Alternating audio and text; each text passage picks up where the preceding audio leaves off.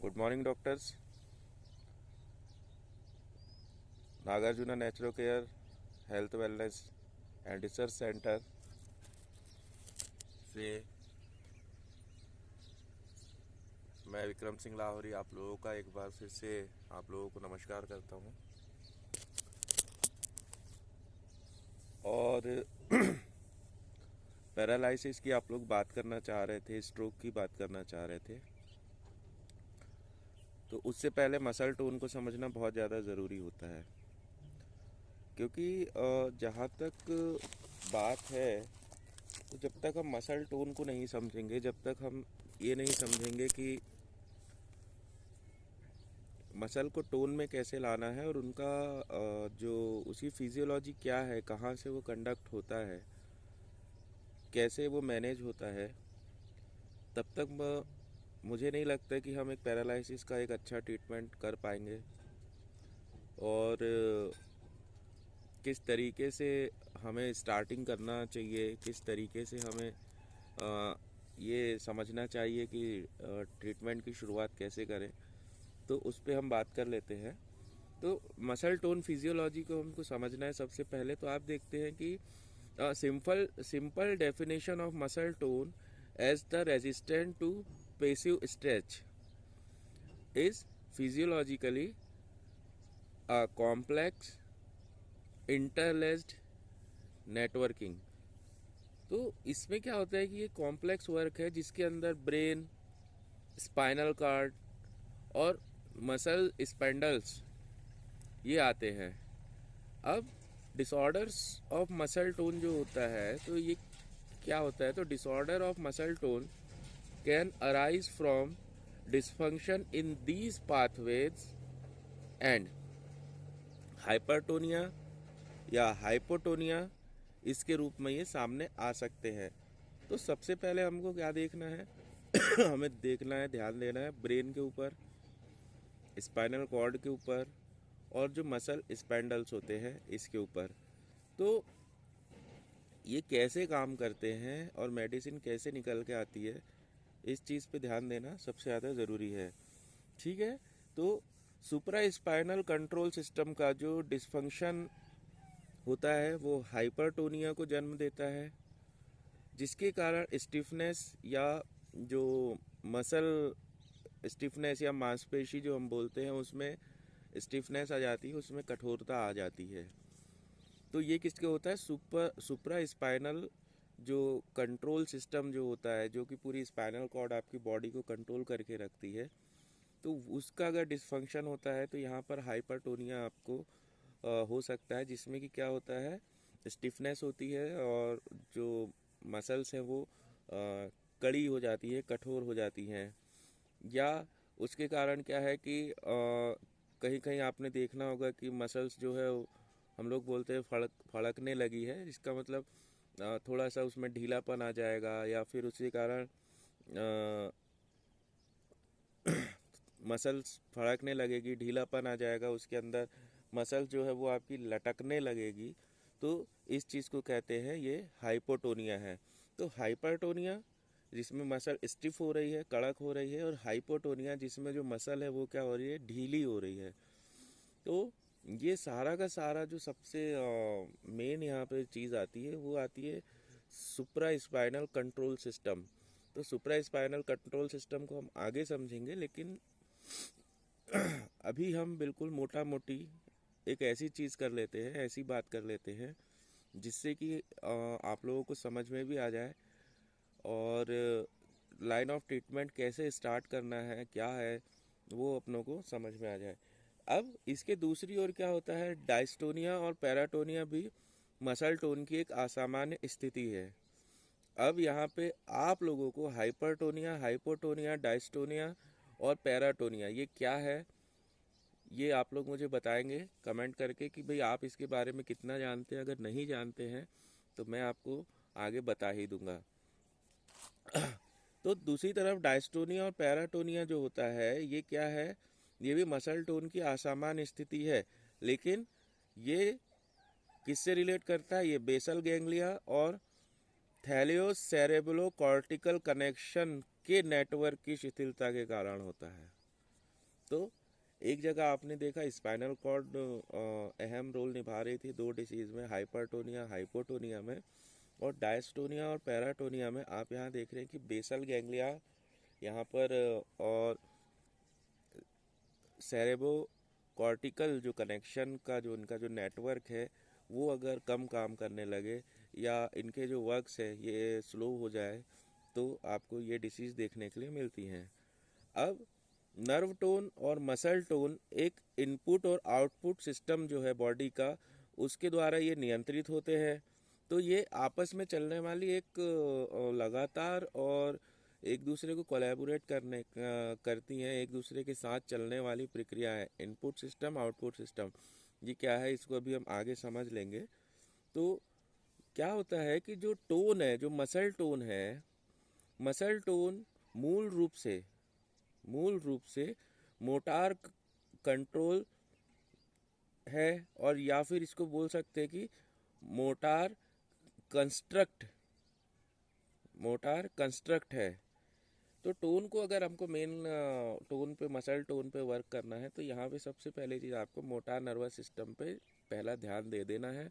और motor nervous system पे जैसे ही आप पहला ध्यान देते हैं तो S5 आपके सामने निकल के आ जाती है। ये बताने की ज़रूरत इसलिए है क्योंकि जब भी मैं मेडिसिन आप लोगों को बताता हूँ तो मेरा टारगेट ये होता है कि आप उसको बॉडी फिजियोलॉजी से कनेक्ट कर सके और आपको पता चल सके कि प्राइमरी फर्स्ट स्टेप मुझे कहाँ रखना है।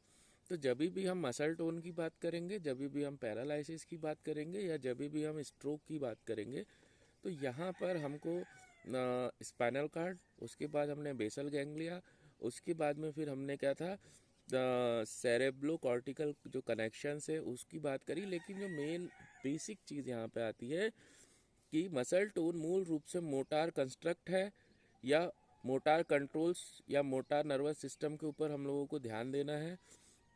वो होता है जिसमें क्या होता है कि ये मोटार जो कंट्रोल क्या करता है, ये बॉडी पावर बैलेंस रखने का काम करता है। तो the motor control includes cortex, basal ganglia, cerebellum, brain stem, reticular system, spinal cord and muscle spindle. तो इस मोटार कंट्रोल के अंदर कितनी चीज़ें आ गई आपकी जो इंक्लूड होकर एक साथ काम करती हैं। वो आता है आपका कॉर्टेक्स, वो आता है बेसल गैंग्लिया, वो आता है सेरेबेलम, फिर आता है brain stem, reticular system, spinal cord and muscle spindle. ठीक है, इतनी चीज़ें आप लोगों को समझ में आई। अब ये बात कर लेते हैं कि ये सब करते क्या हैं, आपस में करते क्या हैं। तो इसमें आप देखेंगे कि कॉर्टेक्स वो क्या करता है, extensive processing capability with highest degree of freedom. इस चीज़ को ये कंट्रोल करता है, कॉर्टेक्स मैनेज करता है। बेसल गैंग्लिया क्या करता है, learning and teaching of context dependent task with less degree of freedom. तो इसके अंदर बेसल गैंग्लिया के अंदर क्या आता है, किसी चीज़ को एब्जॉर्व करना, किसी चीज़ को सीखना और उसी चीज़ को वापस सामने वाले की तरफ बढ़ाना या पढ़ाना या कन्वे करना। और कुल मिला के जो कार्यों को सीखने की जो स्थिति होती है वो किस पे डिपेंड करती है, तो बेसल गैंग्लिया के ऊपर डिपेंड करती है। ब्रेन स्टेम रेटिकुलर सिस्टम क्या करता है, क्या है, ये है common pathway for ascending and descending tracts. Cerebellum ये क्या करता है, फाइन ट्यूनिंग मतलब आपकी बॉडी कितनी ज़्यादा ट्यून में है, कितने अच्छे आपके जो मोटार फंक्शंस हैं या आपकी जो मोटार कंट्रोल्स कितने अच्छे काम कर रहे हैं आपकी मसल का आपकी नर्व के साथ, और आपकी नर्व का आपकी मसल के साथ, या नर्वस सिस्टम का बॉडी के किसी भी पार्ट के साथ में कितनी अच्छी ट्यूनिंग चल रही है। इस ट्यूनिंग को तो आप कौन मैनेज करेगा, वो है आपका सेरिबेलम। ये वहाँ पे फाइन ट्यूनिंग को इंडिकेट करता है, आपकी बॉडी की ट्यून को मिलाना, जिसको हम क्या बोल सकते हैं, आपसी जो कार्य विधि है उसको कैसे मैनेज करने का काम जो है वो काम क्या करता है, आपका सेरिबेलम करता है। इसके बाद आप देखते हैं स्पाइनल कॉर्ड यहाँ पे आ गई है, the main pathway for ascending and descending tracts. The main pathway for ascending and descending tracts. तो असेंडिंग एंड डिसेंडिंग का मतलब यहाँ पे क्या हो गया कि जिस रास्ते से जो ब्रेन, सेरिबेलम हो गया आपका, ये ब्रेनस्टेम रेटिकुलर सिस्टम हो गया, बेसल गैंग्लिया हो गया, कॉर्टेक्स हो गया, तो जिस तरीके से ये अपनी सूचनाएं शरीर तक और अन्य चीज़ों तक पहुंचाते हैं, और उस सूचना को लेने के बाद जो रिस्पॉन्डिंग होती है brain to particular system and particular system to brain, तो उसका जो मेन पाथवे है वो पाथवे आपका स्पाइनल कार्ड है। तो स्पाइनल कार्ड यहाँ पे ये रोल निभाती है। And muscle spindles, muscle spindle क्या होते हैं, final common pathway with the least degree of freedom.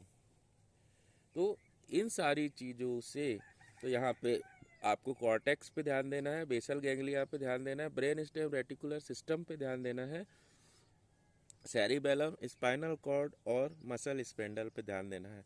तो इतनी चीज़ों पे जब हम ध्यान देते हैं तो इलेक्ट्रोहोम्योपैथी की खूबी यही है कि यहाँ पे आपको एक मेडिसिन और निकल के आ जाती है जिसको कि हम F1 बोलते हैं, जो कि सेरिबेलम से लेके, बेसल गैंग्लिया से लेके, कॉर्टेक्स से लेके, ब्रेन स्टेम रेटिकुलर सिस्टम और सेरिबेलम, स्पाइनल कॉर्ड और इस पर काम करती है।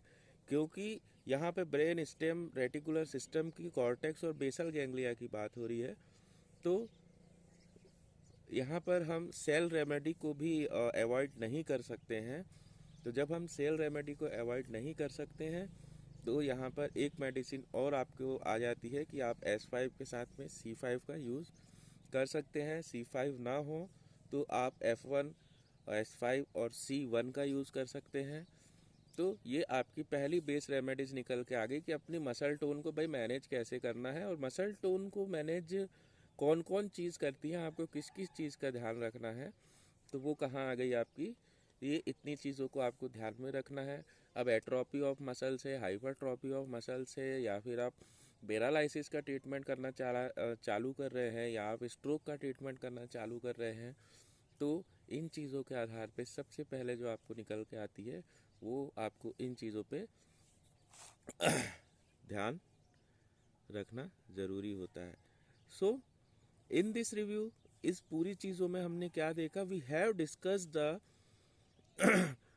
controversies regarding the definition of tone and its classification, followed by the mechanism and pathways responsible for maintaining the muscle tone, spasticity and rigidity। ठीक है, तो इस पूरे रिव्यू में हमने ये देखा कि अगर किसी पेशेंट को पैरालिसिस नहीं भी है, उसके बाद में भी अगर उसकी मसल टोन हमको देखना है, तो हमने यहाँ पे 4 चीज़ें जो देखी हमने, हाइपरटोनिया, हाइपोटोनिया, डिस्टोनिया, और जो हमने देखा है, तो ये चारों चीज़ों को हम कहाँ से मैनेज करना है, हमको उस आधार पे इतनी चीज़ों को हमें ध्यान रखना है। और पहले ही बेस ट्रीटमेंट, बेस मेडिसिन आपकी ये आ गई है कि भाई अगर मुझे पैरालिसिस हो या मसल टोन रिलेट, या मुझे नर्व टोन, खासकर मोटार नर्व टोन, जहाँ पे मोटार नर्व पे आपने पैरालिसिस में एक चीज़ और देखा होगा कि आपके जो बॉडी फंक्शंस होते हैं वो सबसे पहले आपके क्या होते हैं, वो डैमेज होते हैं, पर्टिकुलर जो पार्ट है वो काम करना बंद कर देता है। तो यहाँ पर मोटार फंक्शनिंग पे आपको ध्यान देना होता है। तो इस पूरे रिव्यू में हमने ये देखा कि हम चाहे पैरालिसिस का ट्रीटमेंट करें, चाहे हम कुछ करें, लेकिन मसल टोन और नर्व टोन को मैनेज करने के लिए सबसे पहला फार्मूला तो हमको S5, C5 या C1 और F1 इतनों को हमको सबसे पहले हमारे समझ में आ जाना चाहिए। ये मेडिसिन तो हमने लेना है। अब दूसरी बात क्या होती है कि जो हम बात करते हैं, तो वो बात ये हो गई कि सबसे मेन चीज़ क्या होती है, तो ये है interaction between muscle spindle and spinal cord.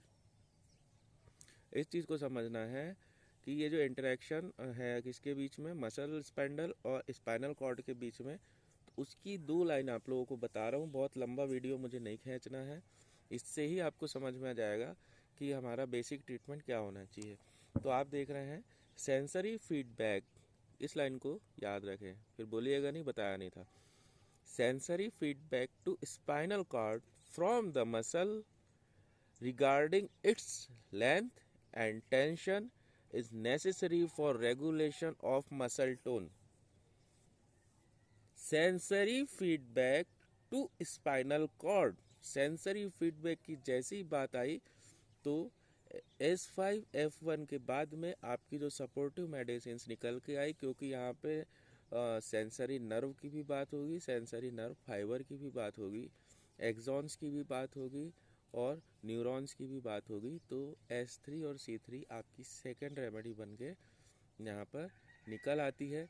क्योंकि अगर हम पैरालिसिस में भी ट्रीटमेंट करें तो हमें इस मोटार जो आपके क्या थे, मोटार नर्व थे, और यहाँ पे सेंसरी फीडबैक के लिए आपको इतना काम करना पड़ेंगे आपको। दूसरी बात, muscle spindle generates tone by activating the stretch reflex when a motor command is sent to the alpha motor fibers, and gamma fibers will also be excited।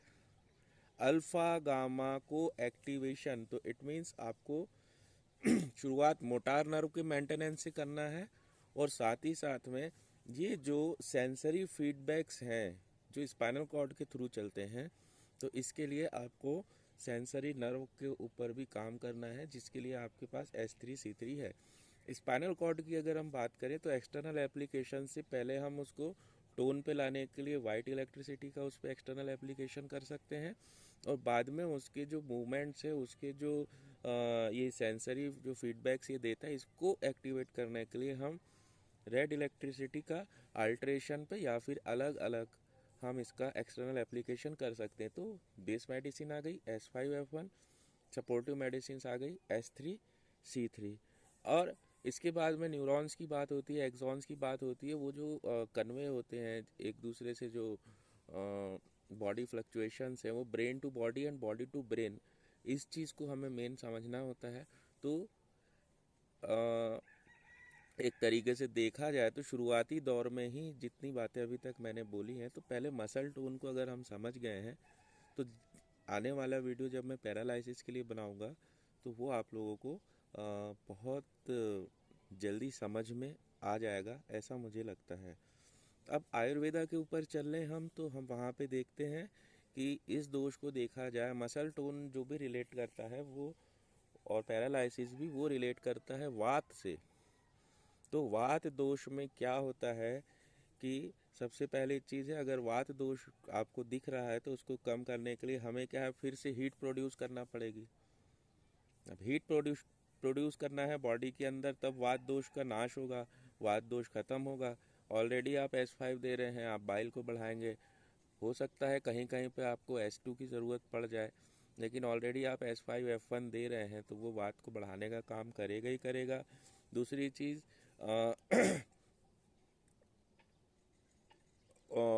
Fat यानी ऑयल्स और विटामिन्स, इनकी ज़रूरत होती है। इसीलिए कहा जाता है कि पैरालिसिस के पेशेंट को कॉन्स्टिपेशन नहीं होना चाहिए, उसका इंटेस्टाइनल वर्क अच्छा होना चाहिए, क्योंकि उस समय उसे न्यूट्रिशन की बहुत ज़्यादा ज़रूरत होती है। तो आप नाइट में उसे लैक्सेटिव्स दे सकते हैं, डाइजेस्टिव्स दे सकते हैं, इट मीन्स आप C10 का यूज़ कर सकते हैं, S10 का यूज़ कर सकते हैं। तो ये डाइजेस्टिव मेडिसिन आप उसको देंगे तो इंटेस्टाइन के थ्रू उसको क्या होगा, वो विटामिन जो भी वो खाना खा रहा है, थोड़ा बहुत जो भी मेडिसिन जा रही है, तो उसका एब्जॉर्प्शन बढ़ जाएगा। दूसरी बात, ऑक्सीजन की कमी होती है इस बंदे के अंदर, जिसका भी मसल टोन अगर बिगड़ा हुआ है या जिस भी व्यक्ति का पैरालिसिस उसको हुआ है, तो ऑक्सीजन की कमी होती है इसको। तो ऑक्सीजन लेवल हमें चेक करना है, उसके आधार पे हमें मेडिसिन की डोज सिलेक्ट करना है। तो यहाँ पर इस वीडियो में मसल टोन की कुछ मोटा मोटी छोटी छोटी बातों करने से हमें ये पता चल गया है कि एक पैरालिसिस का या मसल टोन से रिलेट करने वाला कोई भी पेशेंट हो तो उसका एक ट्रीटमेंट कहाँ से शुरू करना है। मिलूँगा मैं बहुत जल्दी आप लोगों को पैरालिसिस के वीडियो के साथ। तब तक के लिए Nagarjuna naturo care health wellness centre की छत से बैठे हुए मैं आपको, मेरे पीछे देखिए, ये नज़ारा आपको दिखा रहा हूँ। ये सेंटर की बिल्डिंग है, उसकी छत पे बैठ के मैं आज आपसे बात कर रहा हूँ। तो मिलते हैं बहुत जल्दी पैरालिसिस के साथ। Thank you.